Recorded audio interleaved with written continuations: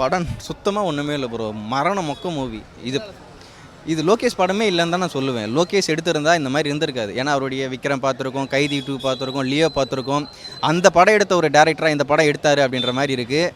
இந்த படத்தில் நல்லா இருக்குன்னு சொல்கிற மாதிரி இருக்குது. 2 சீன் இன்டர்வல் பிளாக் பங்கமாக இருக்கும், நான் இல்லைன்னு சொல்ல மாட்டேன்.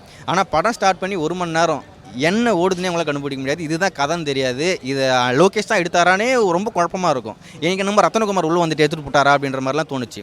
இன்டர்வலில் பேங்க் மூமெண்ட் இப்போ தான் லோகேஷ் எட்டி பார்த்துருக்காப்புல. செகண்ட் ஹாப்லாம் தூக்கி சொருவுன்ற மாதிரி தான் இருக்கும்னு நினச்சேன். ஆனால் அதுக்கப்புறம் மறுபடியும் படம் படுத்துருச்சு. லோகேஷுக்கும் ரஜினிக்கும் செட் ஆகலை.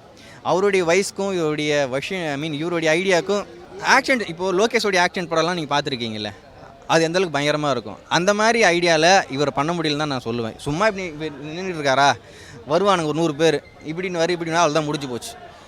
மற்ற படங்கள் இப்போ லியோ எடுத்துக்கிட்டிங்க, எவ்வளோ பயங்கரமான ஃபைட் சீக்வன்ஸ்லாம் பார்த்துருக்கோம். ஆனால் இந்த படத்தில் ஆக்ஷன் சீக்வன்ஸ் நல்லா இருக்குன்னு சொல்கிறதுக்கு ஒரு சீக்வன்ஸ் கூட இருக்காது.